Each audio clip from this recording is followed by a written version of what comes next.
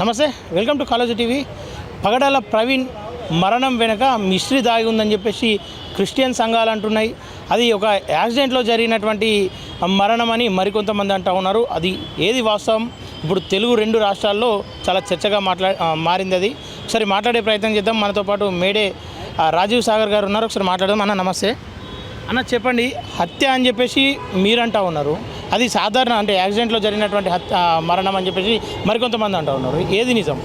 నేనేమంటున్నానంటే, నేను ఇక్కడ కూర్చొని నేను ఏదో మాట్లాడతాను.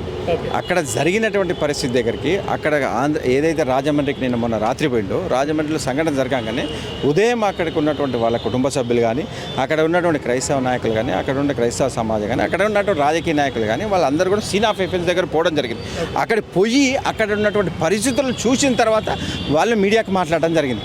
ఏదైతే మాజీ పార్లమెంట్ సభ్యులు హర్ష కుమార్ గారు మాట్లాడినరో, కే పాల్ గారు మాట్లాడినరో, ఏదైతే జాన్ వెస్లీ గారు మాట్లాడినరో, వీళ్ళందరూ కూడా క్రైస్తవ సంఘ పెద్దలందరూ కూడా రాజకీయ నాయకులు మాట్లాడిన విషయాన్ని బట్టి మేము అర్థం చేసుకునేది ఏంటంటే, అక్కడ సంఘటన మాత్రం అది యాక్సిడెంట్గా లేదు, అది ఖచ్చితంగా అనుమానాస్పదంగా ఉన్నది. దీని వెనుక ఉన్నది ఎవరనే విషయాన్ని మేము ఆలోచన చేస్తాం. ఎందుకంటే ఆయన పోయింది బండి మీద, ఆ బండికి ఒక చిన్న మరక కూడా జరగలేదు, ప్యాంటుకి ఏం కాలేదు, షర్టుకి ఏం కాలేదు, హెల్మెట్ తీసి పక్కన పెట్టిండ్రు, ఆయన పెట్టుకున్నట్టు మాస్క్ మడత పెట్టి దాని మీద గ్లాసెస్ పెట్టిండ్రు.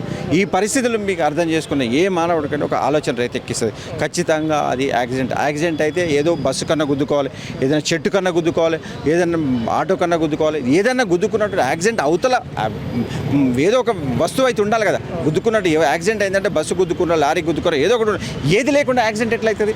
దాన్ని ఏది లేనప్పుడు సొంతగా చేసుకుంటే ఆత్మహత్య అన్న కావాలి, ఎవరైనా చేస్తే హత్య అన్న కావాలి. ఏది లేకుండా హత్య యాక్సిడెంట్ అనేది మాత్రం ఇది ఆలోచన చేయాల్సిన విషయం. అక్కడ ఉన్న పరిస్థితి చెప్తా ఉంటే మాత్రం ఖచ్చితంగా ఎందుకోసం అంటే ఆయన ప్రతిరోజు ఇలాంటి వాదులను ఏదైతే క్రైస్తవానికి వ్యతిరేకంగా మాట్లాడే వ్యక్తులతోని డిబేట్లో ప్రతిరోజు కొట్లాడుతూనే ఉంటాడు.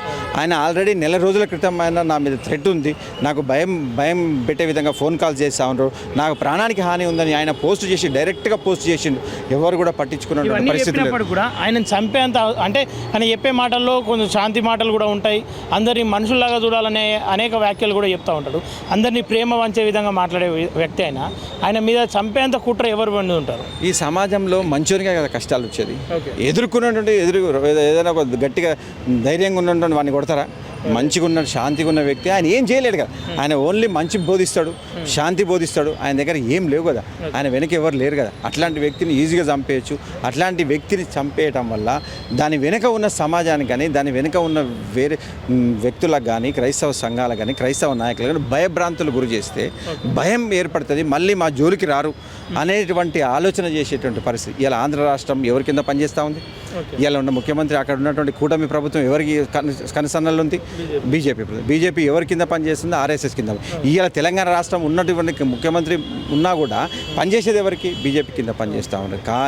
కాబట్టే కదా మాకు డౌట్ ఇప్పుడు, అక్కడ ఉన్నటువంటి ప్రభుత్వాలు ఎవరి కింద పనిచేస్తా ఉన్నాయి అక్కడ అంటే మరి దాని వెనక వాళ్ళ ప్రభుత్వంలో ఎవరు దీని వెనుక ఉన్నారు అనేది ఆలోచన చేయాలి. ఎందుకోసం అంటే నేను క్లియర్గా చెప్తా ఉన్నాడు, ఎట్లాంటి అంటే అపరాధాలకు ఇక్కడ చోటు లేదు, లా అండ్ ఆర్డర్ పూర్తిగా మా చేతుల్లో ఉంది, ఇక్కడ ఏది జరిగినా నీతిగా నిజాయితీగా జరుగుతుందని చెప్పేసి పవన్ కళ్యాణ్ చెప్తా ఉన్నాడు. పవన్ కళ్యాణ్ మాటలు వింటాను.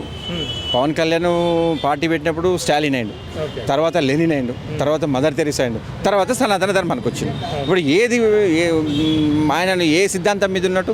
కమ్యూనిస్టా? ఇప్పుడేమో సనాతన ధర్మం, భారత రాజ్యాంగం కూడా లేదంటా. ఆయన మాటలు ఎట్లా నమ్మాలి? ఆయన సినిమాలో మాట్లాడిన మాట్లాడతాడు తప్ప మీరు ఆయన చెప్పిన మాటలకు అక్కడ జరిగిన పరిస్థితులు ఖచ్చితంగా ఇలా అట్లాంటి జరిగితే మరి ఎందుకు ఈ దాడులు జరుగుతూ ఉన్నాయి? మరి నువ్వు ఎందుకు రాలే ఇంతవరకు జరుగుతాం? నేను ఏమన్నా 8:30 వరకు ఎఫ్ఐఆర్ కాలేదు. 8:30 వరకు మీరు అంత పెద్ద ఇష్యూ జరిగి ఇంత గందరగోళం అవుతూ ఉంటే, ఇన్ని వేల మంది అక్కడ పోయినప్పుడు మీరు సుబోటగా ఎందుకు యాక్షన్ తీసుకోలేదు? ఎందుకు క్లూస్ టీమ్ రాలేదు? ఎందుకు డాగ్ స్క్వాడ్ రాలేదు? ఎందుకు పోలీసులు ఇమీడియట్గా ఆ ప్రాంతాన్ని, హోమ్ మినిస్టర్ ఎందుకు రాలేడికి?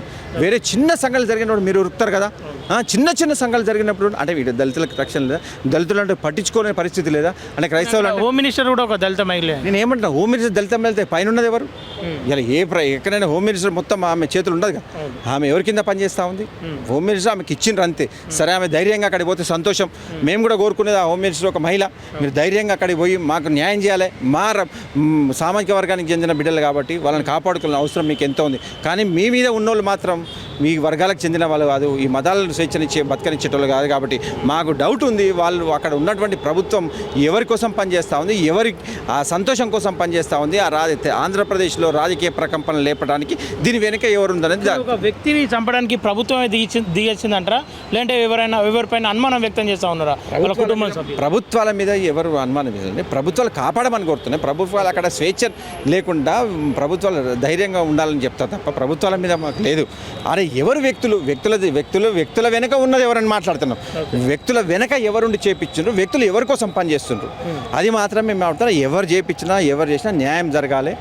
ఆ ప్రభువు ఖచ్చితంగా వాళ్ళకు న్యాయం చేస్తాడు, వాళ్ళ కుటుంబానికి న్యాయం జరగాలి. వాళ్ళ కుటుంబాలు రోడ్డు మీద పడ్డాయి.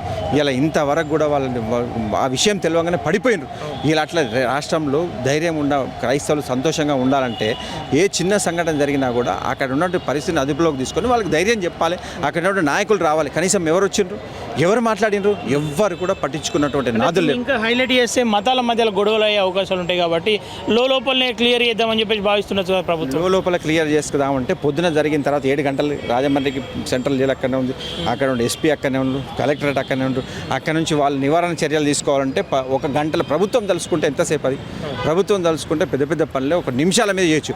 ప్రభుత్వం అనుకోవాలి, ప్రభుత్వం తలుచుకుంటే ప్రభుత్వం వాళ్ళ చేతులకు తీసుకుంటే ఇవన్నీ కూడా నివారణ చర్యలు చేస్తూ ఉండే. మీరు బయటకు వచ్చి ప్రెస్ మీట్ పెట్టాల్సి ఉంటుంది. ఇది ఇట్లా జరిగిన పరిస్థితి, మేము ఇమ్మీడియట్గా రిపోర్ట్ కమిషన్ ఏర్పాటు చేస్తాం, లేదంటే రిటైర్డ్ జడ్జిని వేస్తున్నాం, లేదంటే దర్యాప్తు సంస్థకి ఇస్తున్నాం. మీరు అట్లాంటిది ఏం పడొద్దు, మీరు అట్లాంటి అధైర్యపడొద్దు. మేము ఖచ్చితంగా పారదర్శక ఉంటుంది ఈ ప్రభుత్వాన్ని మీరు ఎక్కడని చెప్పినరా, కనీసం పట్టించుకున్న నాదులు లేదు కాబట్టే డౌట్ వస్తుంది. ఓకే, ఫైనల్గా మీరేం భావిస్తూ ఉన్నారు, ఎట్లాంటి న్యాయం కోరుతా ఉన్నారు? గతంలో కూడా మతాలకు అతీతంగా ఈ దేశం మొత్తం సర్వ మతాలకు అన్నిటికీ భిన్నంగా ఉండే దేశం మన భారతదేశం అని చెప్పుకుంటారు. ఇలా మతాల మధ్యలో గొడవలు జరుగుతూ ఉన్నాయి, మతాల మధ్యలో హత్యలు జరుగుతూ ఉన్నాయి అని చెప్పేసి భావిస్తూ ఉన్నారు కదా, దీనిపైన మీరేం కోరుకుంటా ఉన్నారు? నేనేమంటున్నా అంటే ఈ రాష్ట్రం కానీ దేశం కానీ గంగా జమున తహజీబ్ వరే అందరూ సంతోషంగా అన్నదమ్ములు తిరుగుంటారు.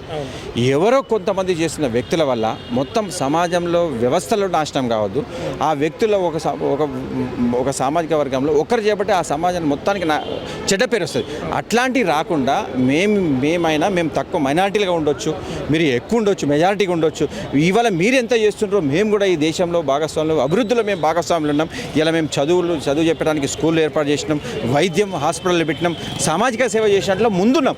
మేము మీద శాంతియుతంగానే మేము ఉన్నాం తప్ప మేము ఎప్పుడు రాజకీయంగా ముందుకు లేము, మీ అంత పెద్దగా లేము.